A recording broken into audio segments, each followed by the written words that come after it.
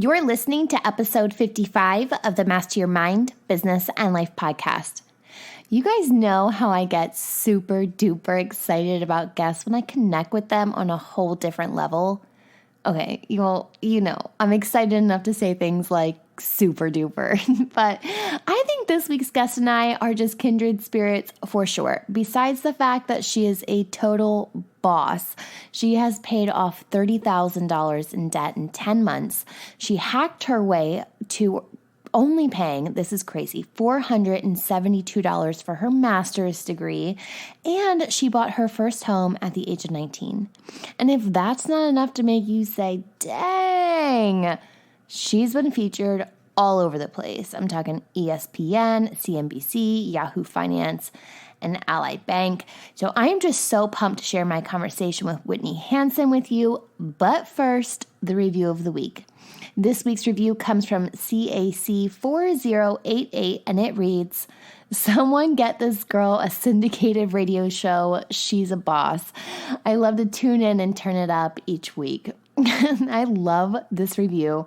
CAC 4088. If we're not friends already, we need to be, okay? Connect with me on social media, email me, whatever. Remember that your review has a chance to be featured, but first, you got to submit one on your preferred podcast app. Don't forget to subscribe and share this podcast with a friend while you're at it. Right? Are you ready to meet the money nerd, Whitney Hansen? You know what to do. Tune in, turn it up, let's go. You're listening to Master Your Mind, Business and Life. Conversations with everyday world shifters, truth seekers, and rule breakers. Here's your host, Lauren Smith. Hey everyone, it's Lauren Smith. Welcome back to another episode. This week's guest is Whitney Hansen, and she is a millennial finance expert, financial coach, speaker, and the host of the award-winning podcast, The Money Nerds. Hey Whitney, welcome to the show. I'm pretty pumped to have you join me today. Lauren, I am honored. Thank you so much for having me. Let me just say before we get started that I tuned into the Money Nerds podcast, and I am officially addicted. Guys, if you not only need to get your money right, but your money mindset right beyond today's episode, you have to add Money Nerds podcast to your queue right now. Do it right now. Thank you. I'm so glad that you're officially a money nerd. I figured you probably were just from your podcast too, listening to it. I'm like, oh, she's definitely a money nerd. I can tell. I love it. Well, I'm super savvy on all things. So we're going to dive into that. I don't want to jump ahead, but before we dive into all of my questions, tell us a little bit about your personal journey and what led you to this place in life today. Yeah, we're going to get deep real fast because that's where my personal journey really began. And it began when I grew up in a really small farming city of about, I think there was like 10,000 people. So it was pretty tiny. We were not farmers, but that's where I grew up. And in this little city, I lived with my mom and my dad, very traditional family roles. My dad was the one that managed all of the money, and he was the primary breadwinner. My mom stayed home and took care of 6 of us. There were 6 kids in my family. And where my financial journey began was once I started to realize that money can be used to do some great things, and it can be used to do some really terrible things to people as well. And so I saw my mom stuck in this abusive relationship. And a lot of the reason that she stayed there, Lauren, is because she didn't have money to leave. Yeah. And I know that sounds like so silly and so small. And a lot of times we're like, well, why would people stay in really terrible relationships where it's very physically and emotionally abusive? But it's because of money sometimes. Mm-hmm. And so I saw my mom struggle, and she finally did get divorced, which was a really good thing. But we moved up to Boise, Idaho, and that was about 2 hours away. And we stayed in this tiny, tiny little apartment because that's all we could afford. My mom did not have a college education. She was making $7.50 an hour and trying to support the whole family. Wow. And it was a nightmare. But for a little period of time, we were sleeping on the floor of this apartment because we were so dang broke. Yeah. And I remember one day my mom and I were walking, and we found a mattress in the garbage can. And that sounds disgusting because like in today's world, you're like, what about bed bugs? And what about all this stuff? Yeah. Yeah. But we were stoked. So we took that mattress home. And for us, that was kind of a change in our life. I was 16 years old at that time. And that's when I had my first real personal finance lesson. And I started to learn the true difference between a want and a need. And so I became obsessed with personal finance because I saw the power of money and managing it and how it can be so impactful and really do some really great things in the world if you manage it correctly. And so that's really where my journey began into personal finance. And then it expanded when I graduated college with $30,000 in debt and had to figure out how the heck was I going to get out of that. So that's kind of where it all began. So how the heck did you get out of that? Because it was still reaping in my college debt. Right? Well, and so I'm excited to chat about this because there's two different strategies. I took the very aggressive strategy of I'm sick of it. I'm done. I don't want to have a life during this time when I'm paying it off. And I'm okay with that. Yeah. And so I was really young. I was right out of college. All through undergrad, I worked as a nail technician. So I did manicures and pedicures. That was my jam to get me through college. Yeah. And so I continued working that job. And then I was a staff accountant by day. So the two jobs, 80 hours a week, sacrificing a lot, not going into a Starbucks, which, may not be that big of a deal for some, but for me, that was life. So it was really difficult, but I was able to pay off the entire 30 grand in 10 months. And I would do it again in a heartbeat. Amazing. Amazing. I think just the word finances can send chills down some people's spine. Yes. And when you ask someone to look at their finances, especially when you're on the money struggle bus, it can be quite scary. So where do you suggest that people start when it comes to taking these first steps? I think the place to start is to look around and put aside the Instagram bios and all of that stuff. We see so many amazing people out in the world, and we forget that their life is just a highlight reel. So what they're showing you is just a highlight reel. So when you're comparing your life to other people's, that's where it really starts and you start to feel really crappy about yourself. So I'd say first to stop that comparison syndrome and then get clear on where you currently are. It doesn't matter where Linda from accounting is at or where, Susan from over here. It's you. Where are you at? And so to do that, you have to get really clear with where you're starting. And the best place to do this is it's an exercise I call the bank statement exercise. It's super nerdy. It will make you cry. It'll make you feel like crap for a little while, but it's worth it because it shows you where you're starting. And how you do it is you print off the past 30 days of your transactions from your checking account and or your credit cards. If you use both, then print off both for 30 days. And then you look at that and you highlight different categories. How much did you spend on eating out? How much did you spend on groceries? What does it actually cost you to drive your car to and from work? You get really clear on all of that stuff and you highlight it all specific colors so you can color code it and see exactly where your spending is. That's the best place to start because immediately you start making actions differently when you see and you're confronted with how you personally spent your money. And I prefer that paper method because I think it's a lot harder to hide behind the numbers when you have to go transaction line by line versus like an app that rolls it all up. So for that first time, that's where I always recommend people start. Well, that's a really good tip. Because it's also really easy just to close that app. Don't have to look at you anymore. And I can imagine how powerful it is to be able to look at that and be like, oh, wow, I'm going to, Starbucks every day and buying a $4 drink. Like at the end of my work week, that's, $20 some. Like, wow, I could, $100 a month. Like it really does add up. I can imagine that's really powerful. Yeah, it definitely is. And I like that you mentioned that Starbucks thing because a lot of times people think money, they think budgeting, they think I have to give up everything in my life. And I would encourage people to maybe reframe that into saying, this is my spending plan and I get to say yes to only the things that are most important to me. And if it's Starbucks, girl, you get your Starbucks. That's totally fine. Yeah. But you can choose. Right. What about, I'm a person who I've really cut down my expenses in the past year. I cut cable. We don't really go out to eat all that often. I even switched my bank so I wouldn't have a monthly fee attached to it. So I feel pretty good about my outgoing expenses and just even being a really thrifty shopper.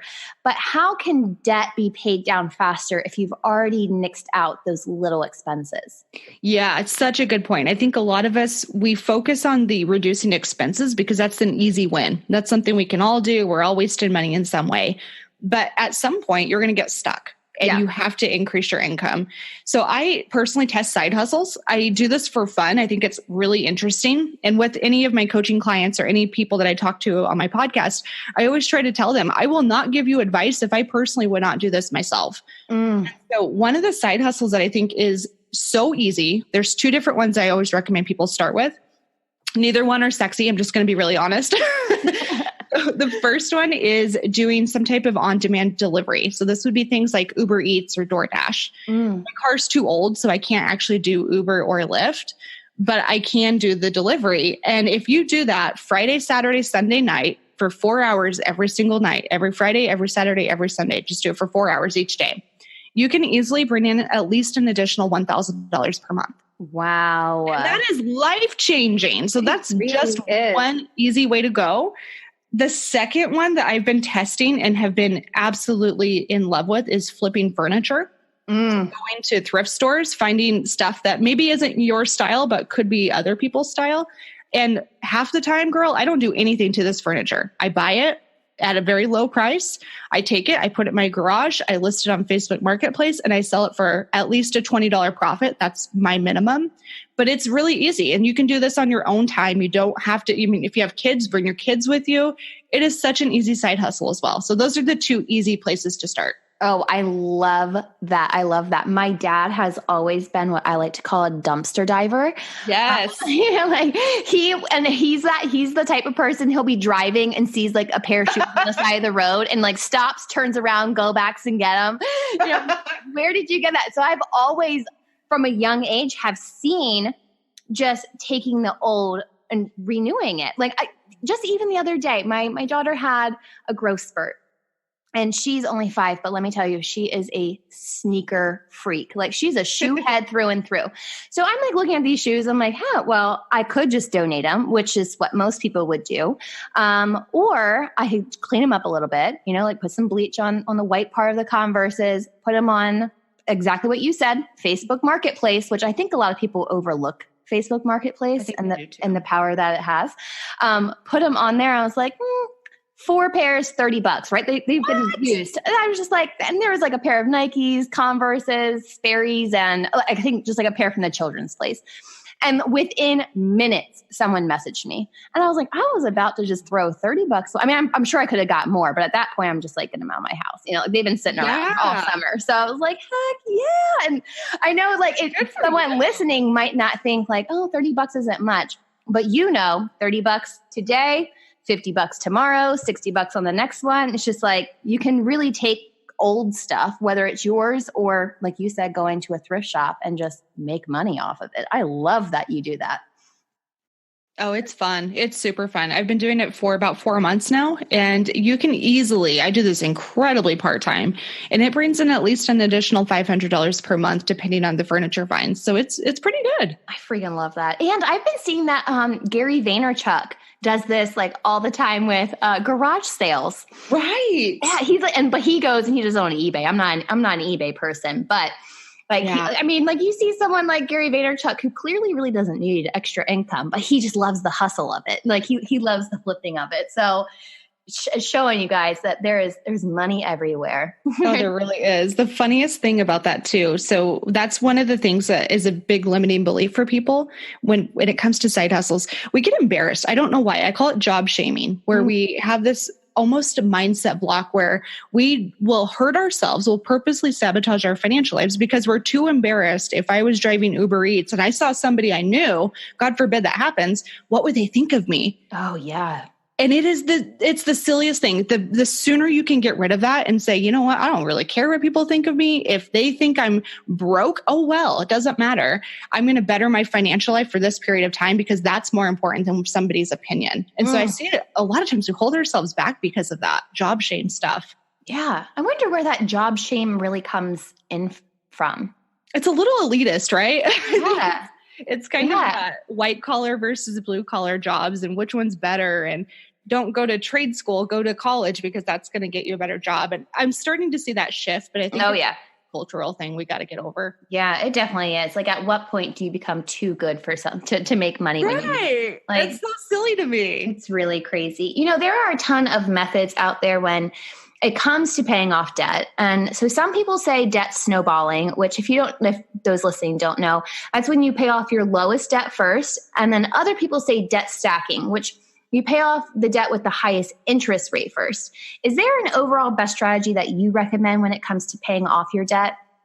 This is where your personality comes into play. So it depends on what type of person you are. If you're the person that can go to the gym every single day and not see the results, but know that they're coming in time, then the debt stacking or the debt avalanche is another name for it too. That one would work for you. But if you're the type of person that needs those quick wins and you've got to see that instant result, then the debt snowball is much better because you get quick wins very, very fast usually. Whereas the debt avalanche or the debt stacking, that one is financially the smarter decision. You save more money on interest, but the best decision that it comes to when it comes to paying off debt is the plan that you're going to stick with. So if that's a snowball, you do the snowball. And if that's avalanche because you're a money nerd, you do the avalanche, but stick with one plan and focus in on just one debt at a time.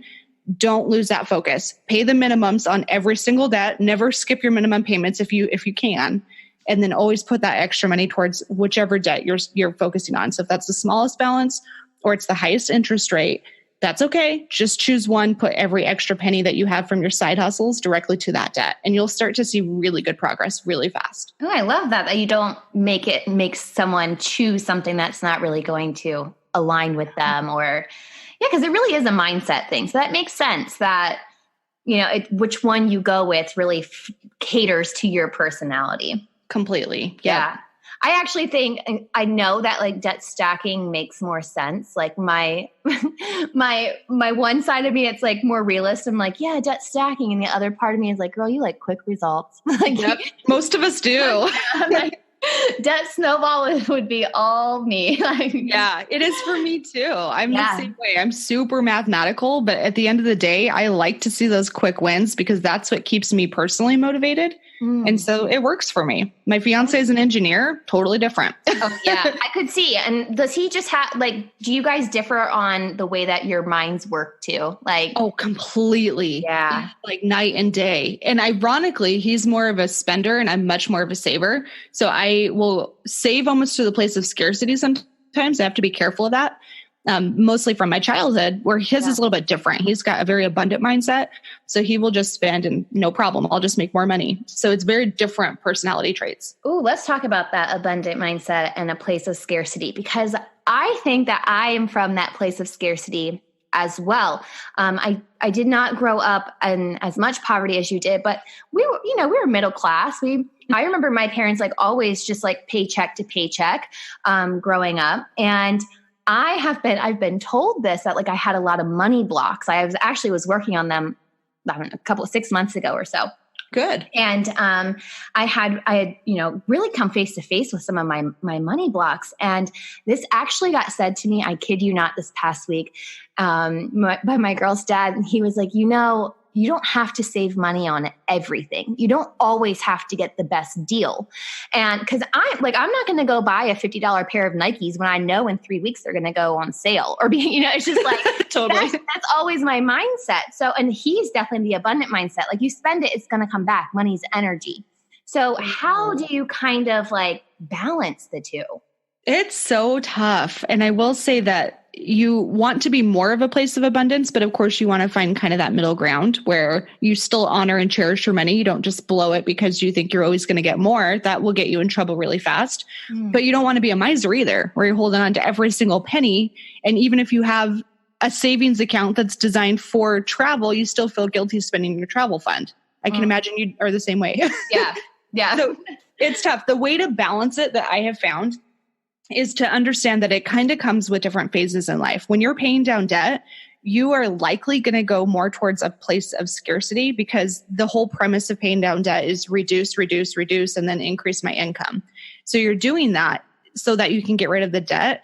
And when you're starting to pinch pennies, when you're trying to pay off debt, it's very easy to get to that place of scarcity.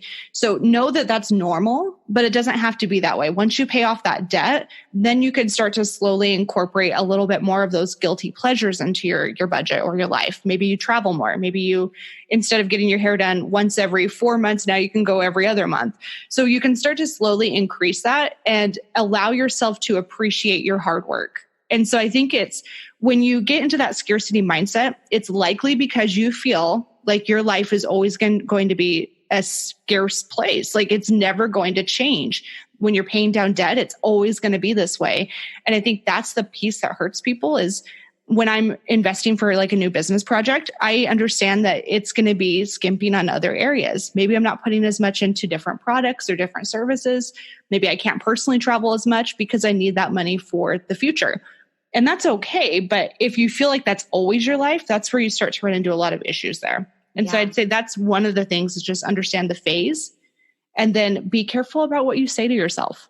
Our words matter so dang much, which you probably ran into that as well if you were working through money blocks. Oh, yeah. Oh, yeah. Well, and it's like I don't think that people in general realize and they're like, oh, sorry, I can't go out this weekend. I'm broke. Yes. Huge, right? You're absorbing that you're broke or I'm poor or like, help me, I'm poor. Oh yeah. You're absorbing that energy. Like that's, yeah. You are. Yeah. What you tell yourself is what you manifest. I really do believe that. And maybe it's a little woo, but I think it's true. And if you're constantly telling yourself that money's hard, money's difficult, I'm not good with money, I can't afford it, I can't do this because of this, or if you diminish other people's success, when you see a success story, what you say about that person, oh, they could only do that because they didn't have kids when they paid off debt. They were only able to grow a business because they had a partner that was very supportive. I don't have that. Whenever you start to find yourself diminishing or being a little bit negative towards other people or towards yourself, that's when I think you go to that place of scarcity. And there's more than enough money for everybody in this world. It's not a limited thing. Like we can all create, we can all win, we can all kick butt with money, but you have to get really clear on what are you currently telling yourself? Yeah. Wow. That's huge. Do you have any like go-to, I don't know, like affirmations or mantras, or how do you help people that you come across like really change their mindset to stop using those negative, thoughts and feelings to define their money? Oh yes. Lots of tips. So on my background of my phone, I have a little picture. It's a solid blue screen and it says money magnet on it. So every time I reach for my phone, which is about 100 times per day, I track that. It's ridiculous. Yeah, me too. I'm with you. It's sad. I see that I'm a money magnet. The other thing, this is something I choose to believe. It's cheesy. Again, it's woo. My fiance laughs at me. He thinks it's really lame. But whenever we're walking, if I find money on the ground, I pick that up and I say, thank you. I say, thank you. Even if it's only a penny, I am grateful for that penny that I found, because in my eyes, that's the universe sending me more money. And that's a sign that money is everywhere. It truly is. It may not be hundreds of dollars, but there's pennies, there's dimes, there's nickels. Money is truly everywhere if you are looking for it. And I really do believe that. So I pick up everything. I love that. I love that you pick them up. Like heads up or not, and she's getting it. I do. I'm like, I don't care about that. Money's money. I'll take it. Exactly. So when we were going back to like, just to reverse a little bit, on balancing, when you are paying down your debt, it can really tap into things like we already said, not going out to eat, maybe not traveling as much. So how do you balance fun? Because it can be really easy to say, no, I can't do that. No, I can't do it. You can say no 100 times, but then at some point you're in your 7th week of sitting home alone by yourself and you're like, man, I should really go out with my friends. Like I haven't seen anyone in a while. So how do you balance saving money and being better with your finances and fun? Great question. I think the best place to start is you have to get very clear on your deadline. If you're working towards paying off debt, when will you have credit card 1 paid off? What's that date? And you can run the numbers. You can see your side hustle income. You can see if you reduce your expenses and just do a really rough calculation. What's your date? Maybe it's December of 2020 is when your first credit card is going to be paid off. And so if you know that, then you can start to set little, almost like sprints in your life. I do this in business too. I think it works for personal finance perfectly, where I'm going to go for 2 months straight of not going out to eat, not buying coffee. I'm going to call all my girlfriends. I'm going to call my family. I'm going to tell them all I'm on a budget and this is what I'm working towards for the next 2 months. I'm going to say no if you ask me to go out to eat. That doesn't mean I don't want to hang out with you. That doesn't mean I don't love our time together. It just means I can't spend money because I am working on cleaning up this financial mess. It's not fun for me either, but I would love for you to be supportive in this way. Here's how you can support me. You can we can go for walks and bring coffee from home and just chat. We can have movie nights in. We can do our own version of happy hour at our houses. Yeah. I'm very okay with these. This is my boundary. And I think you have to be very clear with that and set that very clear deadline. I'm only doing this for 2 months. And then I'm going to allow myself a little bit of wiggle room. And then I'm going to go back in for another 2 months. And then again, a little bit of reward or wiggle room there. But I think it comes down to that very clear expectation. And that's on you to set with your family and friends. You have to be very clear about what you will and will not do. I love that you make sure that they're aware too, because if you're just telling someone no so many times without telling them the reason. Right. Yeah. It might come back of like, oh, so what am I doing that you don't want to hang out with me? Are you not, you too good for me now? Like, Get on a budget now. You hate me. What is this? Yeah, come on. Like, what, we can't hang out. We're not friends. I don't know. But it makes it a lot easier when you tell them. I think I told someone, it wasn't this past year, it was the year before that we spent too much money at Christmas, and we get hit November, December, and January. My oldest daughter's birthday is in November, then Christmas, and then my youngest daughter's birthday is in January. Oh man! So it's like 3 months of just like going hard with the gifts. And one of the moms had sent me, like, she knows if it's like a really good deal, like she'll send me that deal. And there was a toy, and it was like, I don't know, 70% off. It was a really good deal. And I was like, I'm not spending any money until March on anything. And I was like, I love that you thought about me, but I'm not spending. But I had to tell her that because I knew she would keep sending me deals. And the more she would send me deals, like the more I wanted to spend money. I'm like, oh, it's a good deal. You know, I'm like, oh yeah, I'm going to do that. But yeah, being vocal is a game changer. And I don't even think I realized what I did until just now when you said that, like the power that it had in that moment of just being like, hey, I'm trying to save money, you know? That's exactly the case too. You have to have that boundary, because if you don't put that boundary in place and you don't set your own parameters, then you feel, even though it's not true, we feel as if we're being taken advantage of, or we feel all kinds of weird things in our lives. We feel like people don't understand us, when really it's because we're not communicating what we need from people. And when we're going through a financial change, this is hard stuff. This brings up a lot of emotions. It's a huge life change that impacts every other area of your life. So it is 100% on you to tell people how you need them to support you. I love that. Do you use like cash envelope systems as part of your way to handle your finances? Yeah, personally, I have before. I usually don't. At this stage in the game, I am a creature of habit. So my finances are like clockwork. I don't really spend very much on eating out. I don't spend a lot on coffee. I work from home. So that's kind of my MO.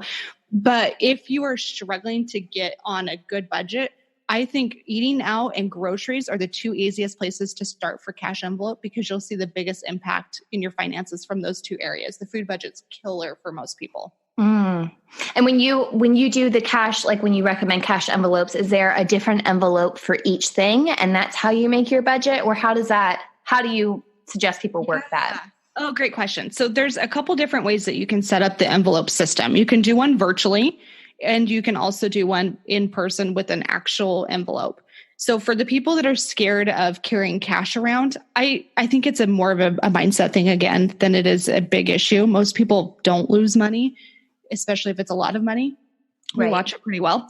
So if it's the cash envelope system, just grab a basic envelope, write down groceries, and then put your cash in there. You can either do it for every 2 weeks, every week, once a month, however often you get paid. You can structure it with your grocery shopping trips. So if you get paid weekly, then you might pull only enough for that 1 week, or you can pull for the full month. Just depends on your style. And then virtually, it's really quite easy to do. So you essentially would set up different savings accounts and maybe only do a couple to begin with. So one for groceries, and you earmark at that, and then one savings account for eating out. And basically what you can do is when you get paid, you can do an automatic transfer directly from your checking account to each of those different savings accounts that are essentially your virtual envelopes. And most savings accounts, you can have a debit card attached to it. So then you can only swipe from your food card. You can make it pretty. You can put a picture of like food, cocktails, whatever the heck you want on your debit card so that you know exactly, this is my groceries, this is for eating out, this is for shopping. So you can make it really, really customized to you virtually as well. So that's another option that seems difficult, but it's really pretty easy to set up. Yeah, that's pretty cool. The cash envelopes have, I'm one of those people who's just not a cash person, which is really funny because I grew up, my dad actually started what he would call the bank of dad. So anytime I got birthday money, Christmas money, tooth fairy money, whatever it was, anytime I had money, I gave it to my dad. And he had a little lockbox safe under his bed that he knew the combination to. And I had an envelope and my sister had an envelope. And, just like his own little bank account. And anytime I wanted something, like he would write on that envelope, depositing $20, Lauren's, 10th birthday. And then if I wanted something, he would minus it, like minus $10 for a Polly Pocket, like anything I wanted. But it was really cool when I got, I don't know, probably 16, 17, when I wanted the money to buy a car, to see all of the stupid stuff I spent money on. And I think is what comes back to your highlighting what your expenses are on your bank statement. It's the same thing of just seeing whoa, I spent a lot on Polly Pockets and Barbies. Yes, that was a lot. But it was really cool, even at a young age, to just understand that. I do the same things with my kids now. They get really annoyed with it, but I bet they love it. Yeah, they will. They will. They definitely will. My youngest thinks is a lot cooler than my oldest. She's like, why do I have to do this? Yeah, come on. I'm not giving you my money. But they had a hard lesson in it too because they misplaced their money, which is kind of what brought this all on. So it was a hard lesson of you lost your cash, you're out. Yeah. It's gone. Sorry. But you can make it back. you can get it back. That's exactly the case. I love that you teach them that too, because I think that's the part where people get so concerned is how do I teach my kids about money? And I think that's a great example of how to do it correctly. So props to you, my friend. Oh, thank you. So one last question. If someone is listening today and we kind of already went over them, they're just not a money person. They don't like handling finances. Maybe they're the one in their household who isn't even responsible for money. What can they do to kind of change that mindset, to be an attractor of money, to not think of money as their enemy, but as their friend? Ooh, that's such a great question too. These are all really good. So the best place, if this is you, if you're sitting there and you're afraid of money or you're just afraid of managing it, you don't think that you're responsible enough to do it, you don't feel like you're smart enough, we have all kinds of different things we tell ourselves, then you have to take a step back and ask yourself, if you don't get a hold on money, if you don't understand it, and it doesn't have to be complicated, you can't outsource this either, guys. I know a lot of people think they can, but if you never get a hold of this, what does your life look like in 5, 10, and even 20 years from now? And are you okay with that? If you're ignoring your finances for 20 years, your same patterns are going to repeat. You're probably going to go more into debt because you don't have an emergency fund. You don't have the basics set up. So you're just going to be in a lot of credit card debt. You're probably always going to have a car payment. You'll definitely still have a mortgage because you don't know to actually pay it off a little bit early if you can. What does that look like for 20 years from now? And if you're okay with that life, keep doing you. But most of us are not okay with that. And so if that's the case, then you have to start to get clear on it. You have to start with the bank statement exercise, go through that, and then start to just create a basic spending plan. If the word budget scares you, it's a spending plan. That's truly what it is. You're telling your money how you want it to be diversified and what you want it to go towards. And so I think it's just starting with that personal responsibility, and you have to pull your head out of the sand. No one is going to do this for you. It's 100% up to you. It's your money. It's your problem. That's a great thing and that's a scary thing. But it's only scary because you haven't been doing it currently. When you get comfortable and you start to understand that this is actually pretty dang easy, the steps are really, really easy. It's very straightforward. And then you can start to like slowly follow your plan. You start to get more comfortable and you take on bigger financial risks that are within your wheelhouse. But you have to start with just getting aware. Yeah. Awareness is key in so many aspects. Just sadly, right? Yeah. I always wish that finance would have been like a class in high school. Like it always makes me wonder how different everyone's financial situation would be if balancing our checkbook or whatever it may be, like understanding loans and like what you're taking out and interest rates. Like if that was really explained to you before you hit adulthood, because I feel like you hit adulthood and it's like thrown at you and you're like, what, huh? Like, what's a checking account? Yeah. Like, how does this all work? Yeah. And like when I went to college, like I just took all of the money that was offered to me.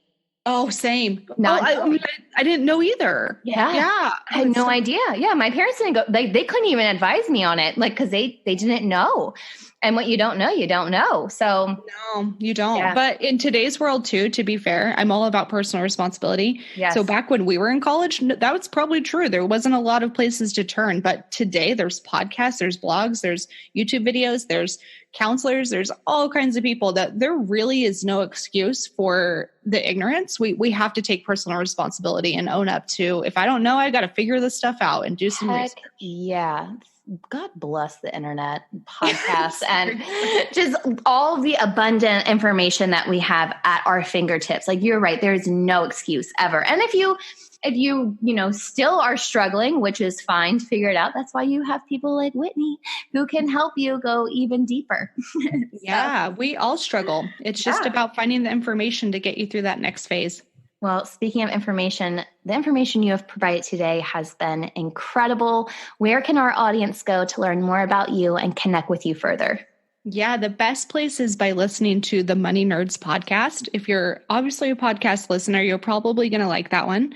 I have two different styles of it. So I have a Wednesday interview series where it's a little bit more in depth. I bring on guest experts to share what's working for them, how they're making more money, how they're reducing their expenses and paying off incredible amounts of debt.